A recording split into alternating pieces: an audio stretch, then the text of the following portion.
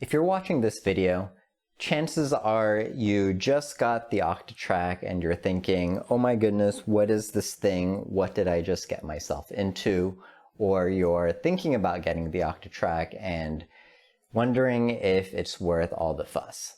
The Octatrack has a reputation for being this deep, complex, complicated machine with a steep learning curve, and while yeah, all of that is true, your chances of success of actually using this in your setup and having fun with it is going to depend largely on two things: your experience and your expectations. If the Octatrack is your first Electron device, don't get it. If the Octatrack is your first music making machine, whether that's a synth, a sampler, or a drum machine, don't get it. Now, while you don't need to have the manual memorized front to back in order to get going with it, there is a fair amount of menu diving, button combinations, press, hold, and turn functions that you do need to know in order to make use of this and make music with it. In my experience, my background is in playing the electric guitar, so I'm pretty comfortable with signal processing, effects pedals, tweaking parameters, and all of that stuff, and actually found that there's a lot of similarities between the Octatrack and the Fractal Audio FM3 right here, which is a amp modeler and effects processor, especially when it comes to the scenes. Which on the FM3, you press these foot switches to toggle between different parameters, such as turning certain effects on or off, increasing the reverb mix, and so on, which on the Octatrack you use this glorious crossfader to switch between scenes. So that was pretty similar territory for me. And on the synth side, before getting the Octatrack, I've had the Analog 4 Mark II for about 9 months now. When I got it, it really just immediately clicked with me.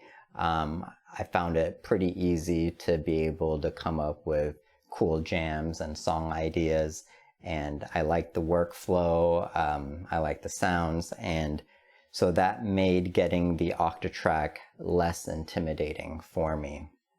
And I haven't used any of the smaller Digi boxes, but from what I've seen and heard from other users' experiences, it seems that it's easier to make the transition from the bigger Electron boxes like the Analog 4, the Viridum, the older Mono Machine or Machine Drum, to the Octatrack than it is going from the smaller Digi boxes like the Digitact or the Digitone to the Octatrack, just because the bigger boxes share more of the same DNA, workflow, and terminology, but your experiences may vary.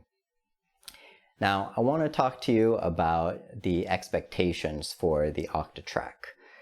No doubt you've seen the videos by EasyBot, Ricky Tinez, Jay Hoskins, and thought to yourself, man, if I just get the Octatrack, I'll be able to make cool music like them, and I'll look cool doing it, sliding the crossfader around. And then you get one, realize it's not that easy, get frustrated with it, and then dump it onto Reverb with all of the other used Octatracks. Look, the Octatrack can do a lot of different things. It is a very deep and complex machine.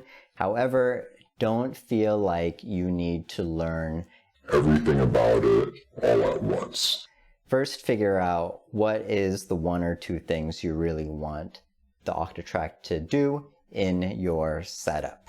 For me, I personally wanted a dedicated drum machine to pair with my Analog 4, and initially I had my eyes set on the Analog Rhythm. I like the form factor, it's got the playable pads, I like the Electron sequencer. It just made sense to pair these two together.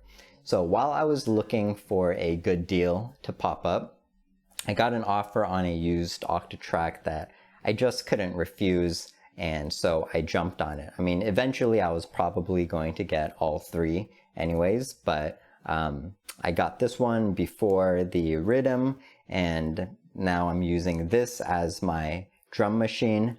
And so once I got it, I really had to figure out, okay, what's the best way to use this within my workflow?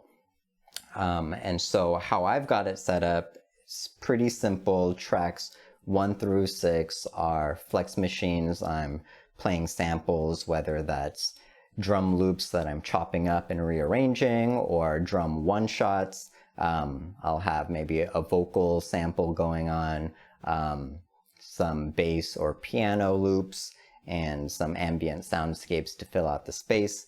I've got track 7 for my through machine for the analog 4, and track 8 as my master track. Nothing fancy, but it is simple. It doesn't take a lot to set up and figure out. And most importantly, it's fun. It's inspiring me to make music that I may not have otherwise done without the Octatrack. And so that is the most important thing that you want out of your gear. Thanks so much for watching. I'll catch you all next time.